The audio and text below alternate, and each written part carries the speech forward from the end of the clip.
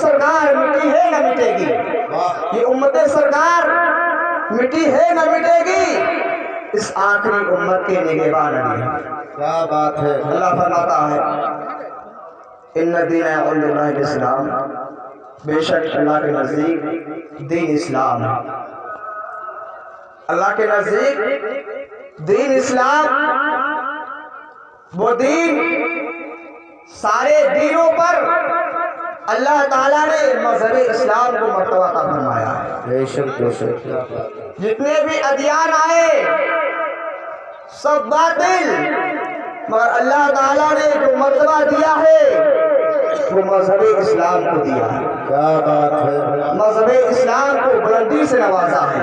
کیا بات ہے۔ آج پوری دنیا کے اندر اسلام کے ماننے والے، اسلام پر چلنے والے، اپنی جان کو قربان کرنے والے، آج یوں ہی نہیں، آج پوری دنیا سوچتی ہے کہ اسلام مٹ جائے، آج پوری دنیا سوچتی ہے کہ دین مٹ جائے، مگر نہ جانے کتنے ظالم آئے دین کو مٹانے والے، نہ جانے کتنے ظالم آئے ہیں اسلام کو مٹانے کے لیے، مگر وہ دنیا سے مٹ کر چلے گئے، ان کا کسی کا نام و نشان باقی نہیں رہا ہے۔ اور انشاءاللہ یہ دین اسلام شب و قیامت تک زندہ رہے گا۔ اسلام پر چلنے والے جیسے پہلے دین پر چلا کرتے تھے اور قیامت تک انشاءاللہ دین پر چلتے رہیں گے۔ پوری دنیا کے اندر جو ظالم ہے وہ بھونکتے رہیں گے، بھونک کر چلے جائیں گے، مگر کچھ نہ کر پائیں گے۔ کتنے آئے، شداد آیا، ابو جہل آیا، عتبہ آیا، شیبہ آیا، نظریں بڑے بڑے حکمراں آئے، بادشاہ آئے دین کو مٹانے کے لیے، اسلام کو مٹانے کے لیے، مگر اسلام کا نام و نشان کیا اس کا ایک بال بھی باقی نہ کر سکے۔ جو دین کو مٹانے کے لیے آئے تھے سارے کے سارے دنیا سے مٹ کر چلے گئے، مگر اسلام کا باقی بھی نہ کر سکے۔ واہ بابا، نعرہ تکبیر، محبت سے نعرے کا جواب دو، نعرہ تکبیر، نعرہ رسالت، مسجد اعلیٰ حضرت فیضانی اعلیٰ حضرت علماء اہل سنت، نعرہ تکبیر۔ کیا بات، اسلام کی تاریخ آپ پڑھ کے دیکھیں، کیا بات ہے، کیا بات۔ آج ہی نہیں، آج اپنے آپ کو مسلمان اپنے آپ کا رونا روتا ہے کہ ہم پریشان ہیں، ہم کمزور ہیں، ہم لاغر ہیں، ہم کچھ نہیں کر سکتے ہیں۔ ارے یہ بتاؤ، اگر تم پریشان ہو، اگر تم کمزور ہو تو تم کو ٹارگٹ کیوں کیا جاتا ہے؟ تم کو نشانہ کیوں بنایا جا رہا ہے؟ تمہارے ساتھ ڈیبیٹ کیوں کی جاتی ہے؟ وہ تم کو بھونک بھونک اور ظالم کتے یہ بتانا چاہ رہے ہیں تم کچھ ہو، مگر مسلمان یہ کہہ رہے ہم کچھ نہیں ہیں، ہم لاغر ہیں، ہم کمزور ہیں، ہم کچھ نہیں ہیں۔ اسی لیے سلمان اظہری کچھ اشعار پڑھتے ہیں، وہی شعر زیادہ تر اپنی تقریروں کے اندر پڑھتے ہیں۔ کچھ بات تو ہے کہ مٹی نہیں ہستی ہماری، کچھ بات تو ہے کہ مٹی نہیں ہستی ہماری، صدیوں رہا ہے دشمن دورے زمان ہمارا، توحید کی امانت سینوں میں ہے ہمارے، توحید کی امانت سینوں میں ہے ہمارے، آسان نہیں مٹانا نام و نشان ہمارا، ایران و مصر روما سب مٹ گئے جہاں سے، باقی ہے مگر اب تک نام و نشان ہمارا۔ دنیا کے اندر نہ جانے کتنی آئے ظالم تم کو بھونک بھونک کر تم کو بتا رہے ہیں کہ کچھ ہو، مگر مسلمان کہتا ہے کہ ہم لاغر ہیں، ہم کمزور ہیں، ہم کچھ نہیں کر سکتے ہیں۔ حضرت صلاح الدین ایوبی کی ہسٹری کا آپ مطالعہ کریں، ان کی تاریخ پڑھ کے دیکھیں کہ صلاح الدین ایوبی کے پاس 12,000 کا لشکر ہے اور صلیبیوں کے پاس 4 لاکھ کا لشکر ہے، مگر صلاح الدین ایوبی کیا ہے 12,000 کا لشکر ان کے پاس ہے، 4 لاکھ کا لشکر صلیبیوں کے پاس ہے، عیسائیوں کے پاس ہے، ان سے لڑ جاتے ہیں صلاح الدین ایوبی اور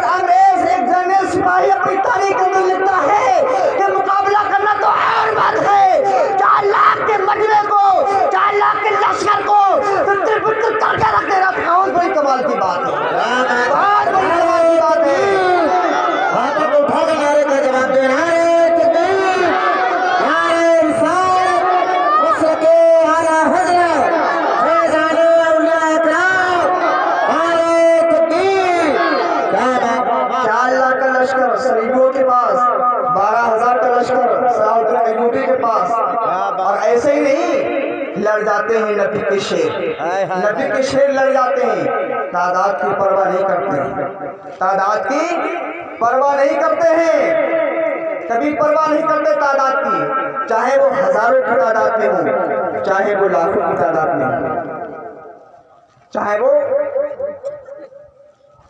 کبھی اذانیں دی یورپ کے کلیساؤں سے، حضرت علامہ اقبال فرماتے ہیں کبھی اذانیں دی یورپ کے کلیساؤں سے، کبھی افریقہ کے تپتے ہوئے صحراؤں سے، کبھی اذانیں دی یورپ کے کلیساؤں سے اور کبھی افریقہ کے تپتے ہوئے صحراؤں سے، دشت و دشت رہے دریا بھی نہ چھوڑے ہم نے، بحر ظلمات میں دوڑا دیے گھوڑے، دشت و دشت رہے دریا بھی نہ چھوڑے ہم نے، بحر ظلمات میں دوڑا دیے گھوڑے ہم نے، آ گیا آئین لڑائی میں کر وقت نماز، آ گیا آئین لڑائی میں کر وقت نماز، قبلہ روح ہو کے زمیں بوس ہوئی قوم حجاز، اور ایک ہی صف میں کھڑے ہو گئے محمود و عیاض، نہ کوئی بندہ رہا نہ کوئی بندہ نماز، اور ہماری قوم کا یہ نعرہ تھا چل نہ سکتے تھے اگر جنگ میں اڑ جاتے تھے، چل نہ سکتے تھے اگر جنگ میں اڑ جاتے تھے، پاؤں شیروں کے میدان سے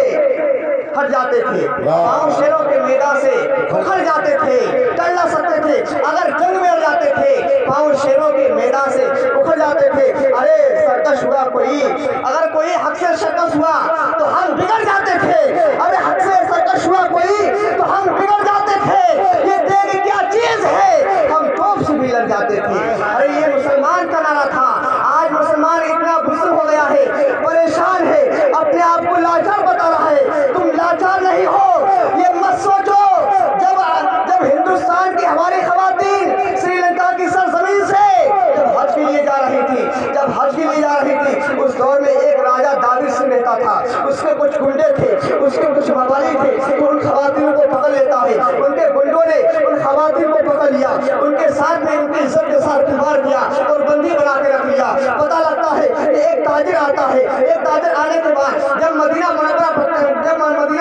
پہنچتا ہے تو گورنر کو سارا واقعہ سناتا ہے، سنانے کے بعد اس گلی سے محمد بن قاسم گزرتا ہوا جا رہا تھا، جب اس نے سنا لبیک، اس نے سنا کہ ہماری بہنوں کی عزت کے ساتھ کھلواڑ کیا جا رہا ہے اور ہماری بہنوں کو بندی بنا لیا ہے، جب اتنی بات سنی ہے محمد بن قاسم نے تو پکار کر کہتا ہے لبیک یا مفتی، اے میری بہن، میں تیری حفاظت کروں گا، میں ہندوستان کی سرزمین پہ آ رہا ہوں، اپنے چچا سے لیتا ہے 10,000 کا لشکر لیتا ہے، 10,000 کا لشکر لینے کے بعد ہندوستان کی زمین پر پہلا ایسا لشکر ہے جو ہندوستان کی سرزمین پر آتے ہیں، اور آنے کے بعد راجہ دابر سنگھ سے کہا، اے راجہ دابر سنگھ، جتنے ظالم ہیں ان کو قید میں ڈالا جائے، اتنے ظالم ہیں ان کو سزا دی جائے اور ہماری بہنوں کا آزاد کیا جائے، نہیں تو جنگ کے لیے تیار ہو جا، قسم خدا کی۔ راجہ دابر سنگھ تھا اپنی تکبرانہ انداز میں کہتا ہے، جاؤ تمہیں جو کچھ تمہیں کرنا ہو تم کر لو، میں تمہاری بہنوں کو چھوڑنے والا نہیں ہوں، قسم خدا کی۔ محمد بن قاسم اپنے جوانوں سے کہتا ہے، بتاؤ تمہارا کیا مشورہ ہے، بتاؤ ہم تعداد دیکھیں یا تعداد نہ دیکھیں، تو کہتے ہیں تعداد دیکھنے کی ضرورت نہیں ہے، اگر صحابہ کرام نے اگر تعداد دیکھی ہے تو ہم بھی تعداد دیکھیں گے، اگر صحابہ کرام نے تعداد نہیں دیکھی ہے تو ہم نبی کے شیر ہیں، نبی کے غلام ہیں، اور یہ کیا ہے 1 لاکھ بھی ہو اور کروڑوں کی تعداد ہے ان سے بھی ہم لڑ جائیں گے، ان سے بھی لڑ جائیں گے۔ اس لیے علامہ اقبال فرماتے ہیں چل نہ سکتے تھے اگر جنگ میں اڑ جاتے تھے، چل نہ سکتے تھے اگر جنگ میں اڑ جاتے تھے، پاؤں شیروں کے میدان سے اکھڑ جاتے تھے، پاؤں شیروں کے میدان سے اکھڑ جاتے تھے، اور مسلمان آج پریشان ہیں، دین اسلام، ارے ایسے ہی نہیں، دین آج پوری دنیا کے اندر ہے، جتنا دین کو دبایا گیا، جتنا لچایا گیا، اتنا ہی دین ترقی پاتا گیا، اتنا ہی ترقی پاتا گیا، دین کو دبانے والے، لچانے والے اور طرح طرح کے دجال نکل کے آ رہے ہیں، مگر سب سے بڑا دجال ابھی آنے والا ہے، چھوٹے موٹے دجال آ رہے ہیں، کوئی आग को जला रहा है, कोई कुछ कर रहा है। अरे वो तो ऐसा दज्जाल होगा जो जिंदों को मारेगा और जो मुर्दा होंगे उनको जिंदा करेगा।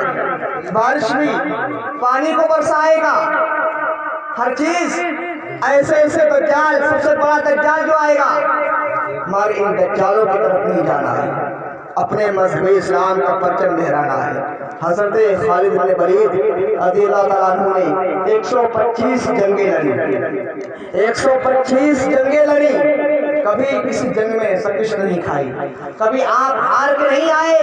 125 जंगें आपने लड़ी और आपके जिस्म पर एक बारिश भी जगह खाली नहीं थी जहां आपके जिस्म पर नेज़ा ना लगा हो, जहां आपके जिस्म पर तकलीफ ना दी गई हो, जहां आपके जिस्म पर तीर ना लगा हो, तलवार ना लगी हो, जहां आपके जिस्म पर जख्म ना हो। 125 जंगें लड़ी हैं, कहीं किसी जंग में हारे नहीं। और जिस जंग में लड़े हैं और जिस इलाके को फतेह किया है, जिस मुल्क को फतेह किया है, जिस शहर को फतेह किया है, जिस बस्ती को फतेह किया है, आज भी वहां पर इस्लामी हुकूमत है, वहां पर इस्लाम के वहां पर नौजवान जो है इस्लामी हुकूमत करने वाले हैं, आज भी उनके कब्जे में है। वहां पर किसी और मज़ाहिब का कब्जा नहीं है, वहां पर इस्लामी हुकूमत करने वाले हैं। आज भी यहाँ पर इस्लामी हुकूमत हो रही है। 125 जंगों में आपने शिरकत फरमाई है।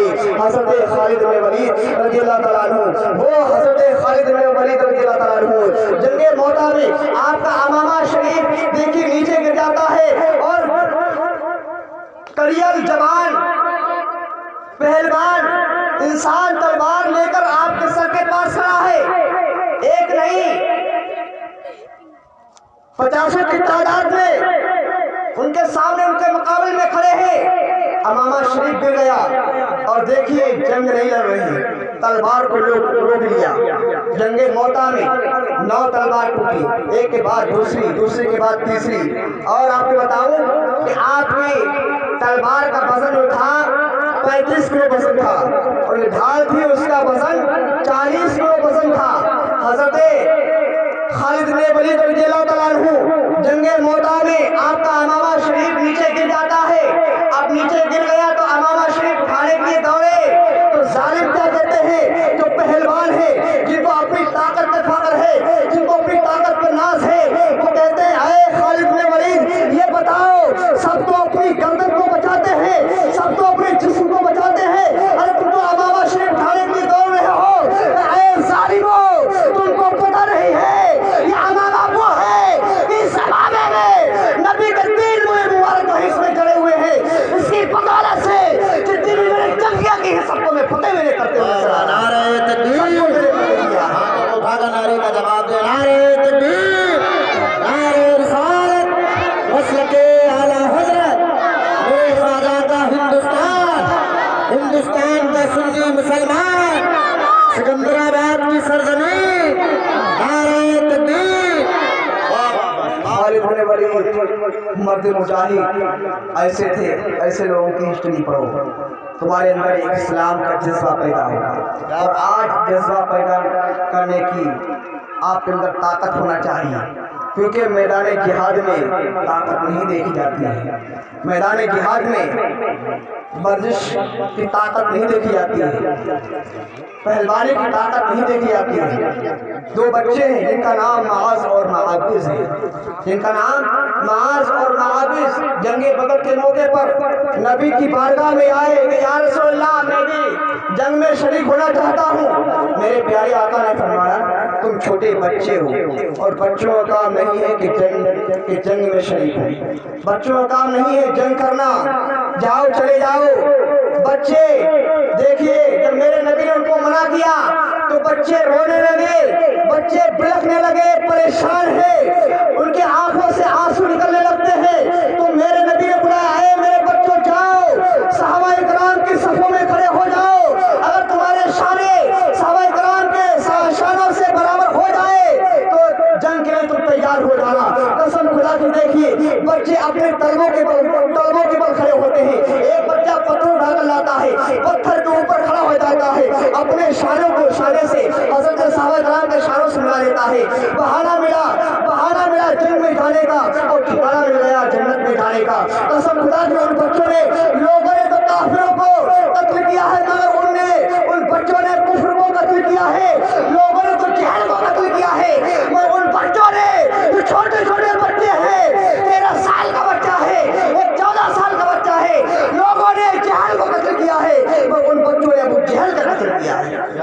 بچوں نے ابو جہل کا قتل کیا ہے اپنے چچا کے پاس جنگ بدر کے موقع پر حضرت عبد الرحمن بن عوف رضی اللہ تعالیٰ عنہ کے پاس آتے ہیں اور کہتے ہیں اے چچا یہ بتاؤ میں نے سنا ہے کہ مکے کے اندر ایک بہت بڑا ظالم ہے جو میرے نبی کو طرح طرح کی گالیاں دیتا ہے طرح طرح کی میرے نبی کی شان میں گستاخیاں کرتا ہے تم مجھے اس کا نام بتا دو کہ وہ کہاں ملے گا اس کی میں گردن مار دوں گا تو حضرت عبد الرحمن بن عوف رضی اللہ تعالیٰ عنہ فرماتے ہیں میرے بچوں تم چھوٹے ہو تم کو پتا نہیں ہے وہ ہمت والا ہے وہ جسارت والا ہے وہ طاقت والا ہے اس کے بعد بے شمار طاقت ہے تمہارا کام نہیں اسے جنگ کرنے کا کہا ٹھیک ہے وہ طاقت والا ہے وہ پہلوان ہے وہ جسارت والا ہے اور اس کے بعد جو ہے وہ دنیاوی طاقت ہے میرے پاس جو ہے وہ نبی کی محبت کی طاقت ہے کیا بات ہے نبی کی محبت کی طاقت ہے میں گھبرانے والا نہیں ہوں کچھ ہی دیر کے بعد دیکھیے حضرت عبد الرحمن بن عوف رضی اللہ تعالیٰ عنہ کھڑے تھے ظالم وہ ابو جہل سامنے سے گزر کے جا رہا تھا حضرت عبد الرحمن بن عوف رضی اللہ تعالیٰ عنہ فرماتے ہیں اے میرے بچوں دیکھو جس ظالم کا تم تذکرہ کر رہے تھے جس ظالم کا تم ذکر کر رہے تھے وہی ظالم گزرتا ہوا جا رہا تھا جیسے ہی حضرت عبد الرحمن بن عوف رضی اللہ تعالیٰ عنہ نے بتایا بچے ٹھیک کی طرح کیا ہے ابو جہل پر جھپٹتے ہیں اس کی گردن کو تن سے الگ کر دیتے ہیں بچے دیکھیں جنگ میں کیا ہے جنگ میں تلوار چلاتے ہیں نہ جانے کتنے ظالموں کو نہ جانے کتنے کافروں کو فنار کر دیتے ہیں یہاں تک کہ ایک بچے کا شانہ دیکھیے الگ ہو جاتا ہے اور شانہ ایسا نہ ہوا کہ وہ شانہ جو بغل کی کھال ہے وہ اس سے لگا رہا اب وہ خلل اندازی ڈال رہا ہے جنگ لڑنے میں خلل واقع ہو رہی ہے اب سوچ رہا ہے کہ اگر جنگ میں لڑ رہے ہیں تو یہ ہاتھ خلل ڈال رہا ہے جنگ کیسے لڑی جائے تو آپ نے اس تلوار کو دوسرے ہاتھ میں پکڑ لیا وہ ہاتھ جو خلل ڈال رہا تھا جنگ لڑنے سے روک رہا تھا اس بچے نے اپنے ہاتھ کو اپنے پیر کے نیچے دبایا اور اس ہاتھ کو اکھاڑ دیا وہ میدان کے اندر میدان جہاد میں بچے لڑتے رہے اللہ کی راہ میں شہید ہو گئے ایسا جذبہ ہونا چاہیے کہ وہ صلاح الدین ایوبی تھا وہ بھی ان کے اندر جذبہ ہوتا تھا نبی کی محبت کا جذبہ ہوتا تھا وہ سوچتے تھے اور کاش میں شہید ہو جاؤں گا تو اللہ کی راہ میں شہید ہو جاؤں گا خالد بن ولید رضی اللہ تعالیٰ عنہ 125 جنگوں میں شرکت کی ہے مگر جنگ میں شہید نہ ہوئے آپ جب بھی جنگ میں جاتے تھے یہ سوچ کر جاتے تھے کہ آج مجھے شہید ہونا ہے اللہ کی راہ میں مجھے اپنی گردن کو کٹانا ہے مگر قسم خدا کی جنگ میں آپ شہید نہ ہوئے موت آتی ہے تو کہاں آتی ہے بستر پہ موت آتی ہے اس کی وجہ یہ ہے کہ میرے نبی نے خالد بن ولید کو سیف اللہ کہا تھا جس کو سیف اللہ جب پیارا محمود کہہ دے سیف اللہ کا مطلب ہے کہ لٹکتی ہوئی تلوار اللہ کی تلوار لٹکتی ہوئی تلوار کیونکہ اللہ کو یہ گوارا نہیں ہے کہ میری تلوار ٹوٹ جائے اس لیے جنگ میں آپ شہید نہ ہوئے جب موت آتی ہے تو اپنے بستر پہ آپ کو موت آتی ہے تو بستر پہ موت آتی ہے تاریخ کو آپ پڑھو تاریخ کا مطالعہ کر کے دیکھو قسم خدا کی تمہارے دل دہل جائے تم ہر چیز سنتے ہو آج سوشل میڈیا کا دور ہے مگر تاریخ کا ایک بار مطالعہ کر کے دیکھو کہ ہمارے بزرگوں نے کیسی کیسی قربانیاں دی کیسے کیسی قربانیاں دی کیسی کیسی قربانیاں دی اسلام کو فروغ کیسے دیا ہے اسلام بلندی پر کیسے پہنچا ہے اسلام کو بلندی پر پہنچانے والے کون لوگ ہیں ان کی تاریخ کو پڑھنا ہوگی ایک بچہ تھا معبد جس کا نام تھا معبد اس کا باپ آگ پجاری تھا آگ کی پوجا کیا کرتا تھا عیسائی صلیبی تھا آگ کی پوجا کیا کرتا تھا اب دیکھیے آگ کی پرستش کرتا ہے اس کا باپ اس کا بیٹے کا نام ہے معبد اور جب وہ ہوشیار ہو گیا تو اس کے باپ نے کہا تھا بیٹے آپ ہوشیار ہو گئے ہو سمجھدار ہو گئے ہو یہ آگ اس کی بھی پوجا کرتا ہوں میں نے اس آگ کو کبھی بجھنے نہ دیا ہے میرے بیٹے تم بھی اس کو کبھی اپنی زندگی میں بجھنے مت دینا بیٹے نے اس کی بات کو تسلیم کر لیا کچھ ہی دن کے بعد باپ کہیں کام سے 2-4 دن کے لیے چلا گیا اور اپنے بیٹے سے کہا بیٹا یہ نوکر چاکر یہ غلام یہ کھیتی باڑی آپ کے حوالے میں کر کے جا رہا ہوں، اس کو تم دیکھتے رہنا۔ بچہ دیکھیے باپ چلا گیا، بچہ جاتا ہے، اس کی کھیتی کی دوری پر ایک گرجا گھر بنا ہوا ہے۔ کیا بنا ہوا ہے؟ گرجا گھر بنا ہوا ہے، وہاں پر صلیبی عبادت کرتے ہیں، عیسائی عبادت کرتے ہیں۔ ایک دن گزرا، 3 دن، 2 دن گزرے، 3 دن گزرے، 3 دن کے بعد بچہ اپنے گھر پہ آتا ہے۔ جب اس کا باپ آ گیا تو لوگوں نے، نوکروں چاکروں نے، ملازموں نے شکایت کی کہ تمہارا بیٹا کھیت کی طرف بھی اپنی کھیتی کو بھی دیکھنے نہیں گیا۔ بیٹے کو تلاش کروایا، بیٹا آیا، بیٹے سے پوچھا، کہا بیٹا تم کہاں گئے تھے؟ کہا میں کھیت کی دوری پر ایک گرجا گھر بنا ہوا ہے، میں نے صلیبیوں کی عبادت کو دیکھا، ان کی عبادت مجھے بہت اچھی لگی۔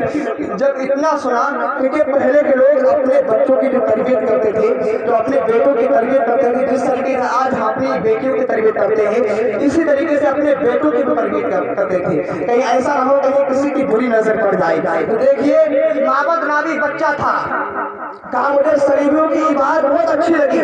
جب اس کے باپ نے سنا کہ میرا بیٹا یہ کہہ رہا ہے، تو باپ نے اس کے پیروں میں بیڑیاں ڈال دی اور زندان میں اس کو ڈال دیا۔ ڈالنے کے بعد کچھ دن بچہ نہ پہنچا، صلیبی گرجا گھر میں نہ پہنچا، تو گرجا گھر سے خبر آتی ہے، پادری خبر لے کر آیا، کہا بچے تم آئے نہیں، تمہاری ملاقات کے لیے ہم منتظر ہیں۔ کہا پریشان مت ہو، جیسی موقع ملے گا ویسے ہی وہاں جائیں گے، مگر ایک بات بتا دو کہ مجھے خدا کہاں ملے گا، مجھے خدا کہاں ملے گا؟ کہا ٹھیک ہے، تو میرے پاس آ جائے، میں تجھ کو خدا کا راستہ بتا دیتا ہوں۔ تو میرے پاس آ جا، میں تجھ کو خدا تک پہنچا دوں گا، تو میرے پاس آ جا۔ اب دیکھیے جیسے چھٹکارا ملتا ہے، جیسے بیڑیاں کھلتی ہیں، ویسے ہی صلیبی کے پاس، یعنی ملک شام پہنچتے ہیں، صلیبی سے مل کر ملک شام پہنچتے، ایک صلیبی ایک پادری کے پاس پہنچے، ایک پادری کے پاس پہنچنے کے بعد اس کی خدمت کرتے رہے، اس کی جوتیاں سنبھالتے رہے، اس کی خدمت کرتے رہے۔ جب اس کے جانے کا ٹائم جب قریب ہوا تو کہا اے میرے پادری یہ بتاؤ مجھے خدا تک راستہ، مجھے خدا تک کون پہنچائے گا، مجھے خدا تک پہنچانے والا راستہ کون ہے؟ آپ مجھے خدا تک پہنچا سکتے ہیں۔ کہا بیٹا میں تم کو خدا تک نہیں پہنچا سکتا ہوں، جاؤ موصل کی سرزمین پر ایک پادری رہتا ہے، اس کے پاس چلے جاؤ تو تم کو خدا تک پہنچا دے گا۔ موصل کی سرزمین پر دیکھیے بچہ پہنچتا ہے، ایک پادری کے پاس پہنچتا ہے، دوسرے پادری نے تیسرے پادری کے پاس پہنچ گئے، اور دیکھیے پوری زندگی، دیکھیے بچپن سے لے کر جوانی کی دہلیز میں آپ نے قدم رکھ دیا ہے، پادری کے پاس پہنچ گئے، تیسرے پادری کے پاس پہنچے، اس پادری کی خدمت کرتے رہے، اس کی جوتیاں سنبھالتے رہے، اس کی خدمت میں مصروف رہے۔ جب تیسرے پادری کے جانے کا وقت ہو گیا، اس بچے نے کہا اے پادری یہ مجھے بتا دے کہ مجھے خدا کہاں ملے گا، مجھے خدا کا راستہ بتا دے، مجھے خدا کہاں ملے گا۔ تو پادری کہتا بیٹا تم کو سب نے بیوقوف بنایا ہے، تم کو کوئی دنیا کے اندر خدا نہیں ملا سکتا ہے، خدا تک نہیں پہنچا سکتا ہے۔ کہا میں خدا تک پہنچنا چاہتا ہوں، آخر مجھے یہ تو بتاؤ میں خدا تک کیسے پہنچوں؟ کہا ایک ایسا انسان ہے وہی تجھ کو خدا تک پہنچائے گا۔ کہا اس کا نام بتاؤ؟ کہا مجھے نام نہیں معلوم ہے، میں نے اپنی کتابوں کے اندر پڑھا ہے۔ کہا اس کی نشانی ہے، اس کی نشانی بتا دے رہا ہوں۔ کہا کھجور والی جگہ پر تشریف لائے گا، وہ صدقہ نہیں کھائے گا، ہدیہ اور تحفہ قبول کرے گا، اس کی دونوں شانوں کے درمیان مہر نبوت ہوگی۔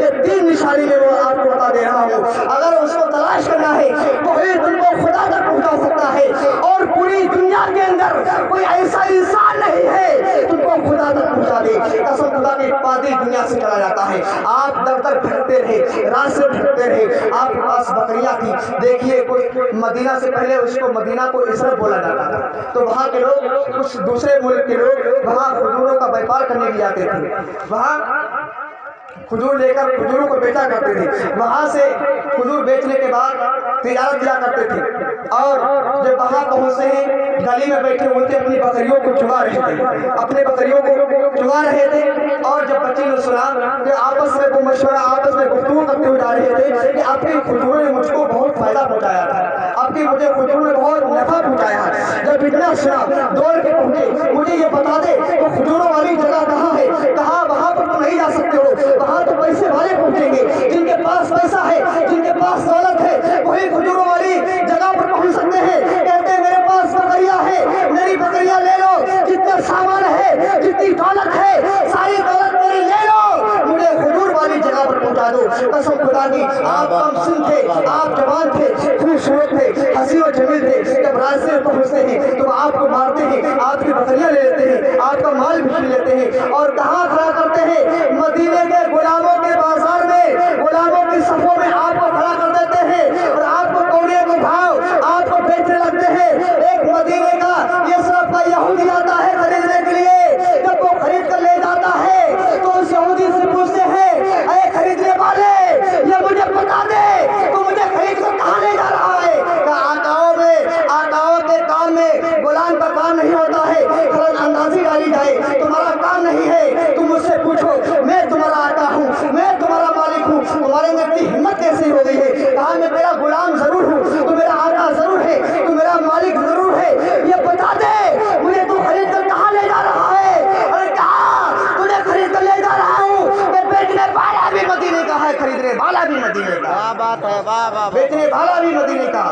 اور خریدنے والا ہے مدینے کا۔ بھگے کہاں تو مدینے میں انہیں کا نام حضرت سلمان فارسی، انہیں کا نام حضرت سلمان فارسی۔ کہتے ہیں واہ میرے خدا تو نے میری قسمت کا ستارہ چمکا دیا ہے، بارے خدا تو نے میری قسمت کا ستارہ چمکا دیا ہے۔ پکار اٹھتے یہودی کی غلامی برداشت کرتے رہے، کافی ٹائم ہو گیا، کافی ٹائم ہونے کے بعد دیکھیے تیرے چچیرے بھائی آپس میں گفتگو کر رہے تھے، آپ کھجوروں کی ٹہنیوں کو صاف کر رہے تھے، وہ نیچے باتیں کر رہے تھے۔ کہا میں نے سنا ہے مکے میں ایک ایسا شخص آیا ہوا ہے، مدینے میں ایک ایسا شخص آیا ہوا ہے کہ اس نے نبوت کا دعویٰ کر دیا ہے، وہ اپنے آپ کو نبی بتاتا ہے۔ جو پہلی مسجد قباء ہے، جو مسجد قباء ہے، آپ وہاں پر تشریف لائے، آپ کو معلوم چلتا ہے کہ نبی وہاں پر تشریف لائے ہیں، تو دیکھیے پہلی نشانی لے کر جاتے ہیں، تو آپ صدقے کی کھجور لے کر جاتے ہیں، نبی کی بارگاہ میں لے کر گئے تو دیکھتے کیا ہے، بہت بڑا ہجوم لگا ہوا ہے، صحابہ کرام کی نسلیں نبی کے چہرے پر جمی ہوئی ہے۔ جب دیکھا کہ مجمع کو دیکھا، اما یار یہ بتاؤ یہ مجمع کیسا ہے؟ کہا دیکھنا چاہتے ہو دیکھ لو۔ جب حضرت سلمان فارسی نے صحابہ کرام کی نسلوں کو دیکھا، نبی کے چہرے کو دیکھا، صحابہ کرام کی نسلیں نبی کے چہرے پر ایسی جمی ہوئی ہے کہ ایک بار بھی پلک نہیں مار رہی ہے۔ نبی کی بارگاہ میں پہنچتے ہیں، کہتے ہیں یا رسول اللہ یہ صدقے کی کھجوریں ہیں، یہ صدقہ کی کھجوریں ہیں۔ نبی نے ان کھجوروں کو تقسیم کر دیا۔ پھر دوسرے دن حضرت سلمان فارسی رضی اللہ تعالیٰ عنہ وہ کھجوریں لے کر جاتے ہیں۔ نعرہ تکبیر، نعرہ رسالت، خطیب اہل سنت قاری قاسم رضا صاحب قبلہ، نعرہ تکبیر، نعرہ رسالت۔ دوسرے دن پھر آپ تحفے کی کھجوریں لے کے گئے تو نبی نے ایک کھجور کو کھایا اور باقی کھجوروں کو تقسیم کروا دی۔ پتہ لگا کہ ایک نشانی، دو نشانی ہو گئی، اب تیسری نشانی لے گئی۔ کچھ دن کے بعد پتہ لگتا ہے کہ مدینے کے سرزمین پر کسی کا انتقال ہو گیا، تو نبی نماز جنازہ پڑھنے کے لیے آ رہے۔ حضرت سلمان فارسی کو معلوم چلا کہ نبی مدینے کی سرزمین پر آ رہے ہیں نماز جنازہ پڑھنے کے لیے۔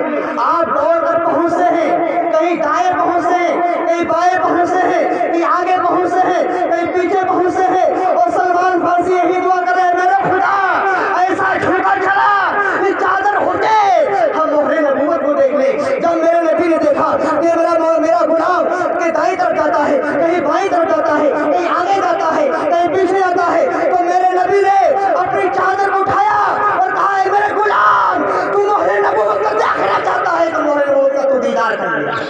مہر نبوت کو آپ نے دیدار کیا، قسم خدا کی دیدار کرنے کے بعد آپ نبی کے قدموں میں گر پڑتے ہیں، نبی کے قدموں سے لپٹ پڑے اور کہنے لگے یا رسول اللہ مجھے خدا کا راستہ مل گیا ہے، اس کا محبوب مل گیا ہے، اس کا خدا بھی مل گیا ہے، یا رسول اللہ مجھے کلمہ پڑھا کر مجھے مسلمان کر لیجیے۔ حضرت سلمان فارسی رضی اللہ تعالیٰ عنہ مسلمان ہو جاتے ہیں، غلامی میں یہودی کی غلامی میں رہتے رہے۔ کچھ دیکھیے عرصہ ہو گیا، یہاں تک کہ بچپن سے لے کر جوانی سے دیکھیے بڑھاپا آ جاتا ہے۔ نبی کی بارگاہ میں پوچھے یا رسول اللہ کہ یہودی کا قبضہ جسم پر ہے، یا رسول اللہ آپ کا قبضہ دل پر ہے، مجھے برداشت نہیں ہوتا ہے، میں اس کی غلامی میں نہیں رہنا چاہتا ہوں۔ نبی کی بارگاہ میں حاضر ہوئے تو میرے نبی نے فرمایا اے سلمان جاؤ اپنے مالک سے پوچھ کر آنا کہ تمہارے بارے میں وہ سوچتا ہے، کہ تمہاری بکری کرنا چاہتا ہے، کہ تم کو بیچنا چاہتا ہے۔ حضرت سلمان فارسی رضی اللہ تعالیٰ عنہ دیکھیے یہودی کے پاس پہنچے، یہودی سے کہا یہ یہودی ہے بتا تم اس کو بیچنا چاہتا ہے؟ تو یہودی کہتا ہے تجھے کون خریدے گا، اتنا کمزور ہے، اتنا لاغر ہے، اتنا ضعیف ہو گیا ہے، اس کو کون خریدے گا یہ بتا۔ حضرت سلمان فارسی کہتے ہیں بتا مجھ کو تو بیچے گا نہیں بیچے گا؟ ہاں میں بیچوں گا، بتا خریدنے والا کون ہے؟ خریدنے والا مدینے کا تاجدار ہے، آمنہ کا لال ہے، عبداللہ کا دلارا ہے، وہ تجھے خریدے گا، وہ تجھے۔ نعرہ تکبیر، نعرہ رسالت، مسلک اعلیٰ حضرت علماء اہل سنت، نعرہ تکبیر۔ ٹھیک ہے معلوم کر کے آنا۔ جب حضرت سلمان فارسی نبی کی بارگاہ پہنچے کہا تیار ہے بیچنے کے لیے، کہا پوچھ کے آؤ کتنے بیچے گا، کتنا ٹائم دے رہا ہے؟ حضرت سلمان فارسی رضی اللہ تعالیٰ عنہ یہودی کے پاس پہنچے، کہا کیا لینا چاہتے ہو ہمارے عوض، تم کیا لینا چاہتے ہو؟ کہا 250 گرام سونا 2.5 किलो चांदी और 100 खजूरों से लदे हुए वो मुझे देना। अगर तुम्हारे नबी दे पाए तो ये सौदा मंजूर है। 7 दिन का टाइम दे रहे हैं, 7 दिन का टाइम है। 7 दिन के बाद ये वादा खिलाफी हो गई तुम्हें तो मेरी ही गुलामी रखोगे। हजरत सलमान फारसी नबी की बारगाह में पहुंचे और अर्ज करते या रसूलल्लाह सौदा हो गया है। उसने टाइम दे दिया है, सौदा भी उसने कीमत भी बता दी। कहा ठीक है। हुजूर के पास कोई हदिया लेकर आया था, अंडा लेकर आया था और मेरे प्यारे आका ने हजरत सलमान फारसी की झोली में डाला। देखिए, और सलमान फारसी किसी ने कहा आज 7 दिन है, आज 4 दिन आराम करो, 3 दिन के बाद हम तुम्हारा फैसला करते हैं। देखिए, हदिये का अंडा लेकर आया। हदिये का अंडा जो मेरे नबी के पास आया हुआ था, मेरे नबी ने हजरत सलमान फारसी के झोली मुबारक में डाला। कहा जाओ यहूदी के पास पहुंचा दो। यहूदी के पास पहुंचे तो देखिए यहाँ मेरे नबी ने अंडा दिया था मगर वहाँ सोना नजर आ रहा है। जब दूसरा दिन होता है तो मेरे प्यारे आका फरमाते हैं ऐ सलमान फारसी जाओ अपनी झोली में रेत फैलाओ, ऐ सलमान फारसी जाओ अपनी झोली में मिट्टी फैलाओ। हजरत सलमान फारसी रज़ियल्लाहु ताला अन्हु अपनी झोली में मिट्टी लाते हैं, रेत लाते हैं। मेरे प्यारे आका ने उसके अपना दस्ते मुबारक रखते हैं। कहा जाओ यहूदी के हवाले कर दो। यहूदी के पास पहुंचे। यहूदी के पास पहुंचने के बाद देखिए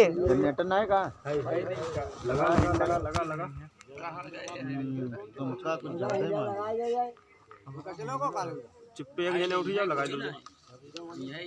कहाँ जाए तो जान ना पाओ। कहाँ जाए चचा? हाँ अच्छा चलाए दो। हाँ जाओ ना। हेलो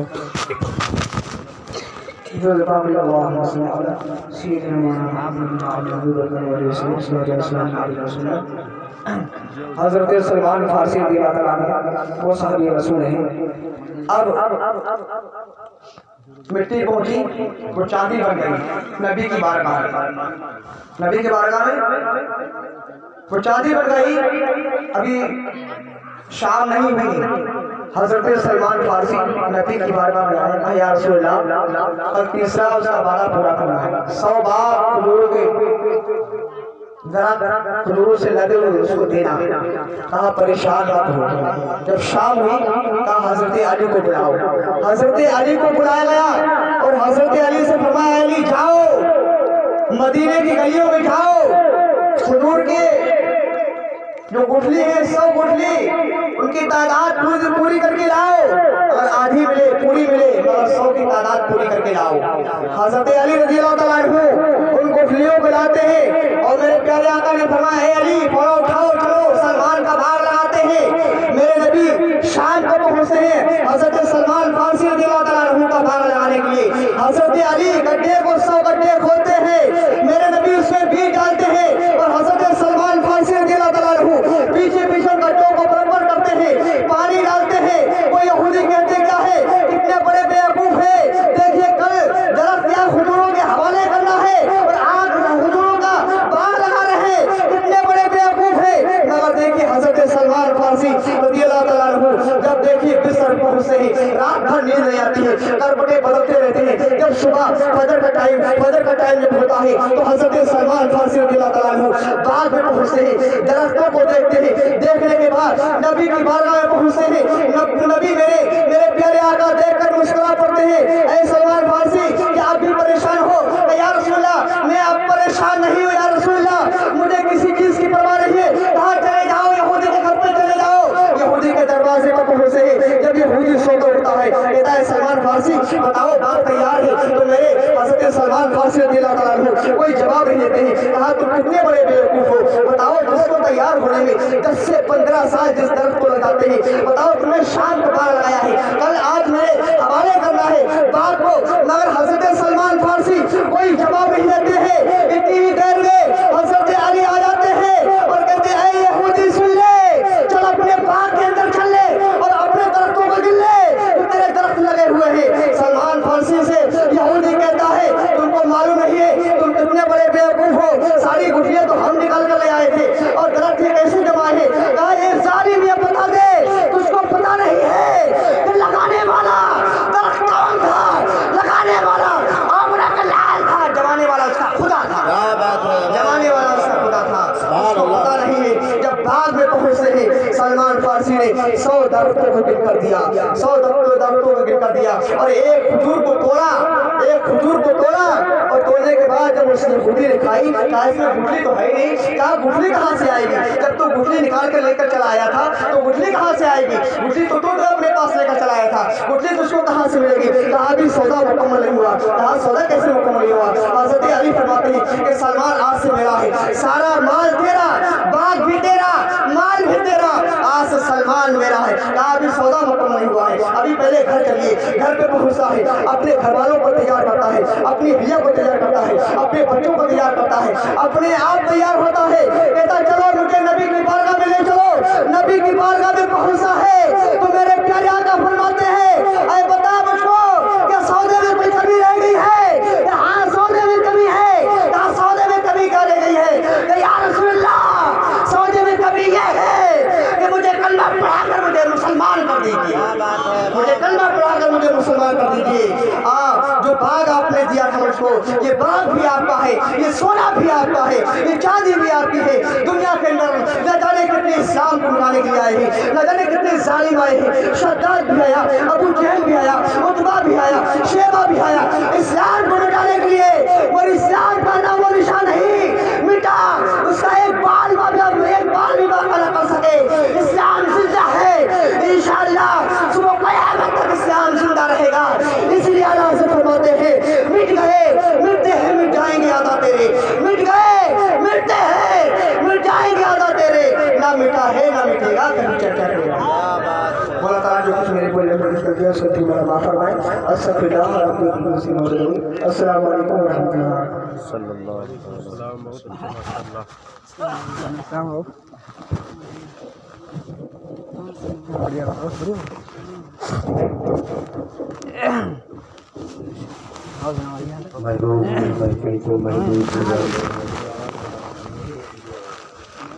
महबूब की महफिल को महबूब सजाते हैं, जरा मोहब्बत के साथ में बोलिए सुभान अल्लाह।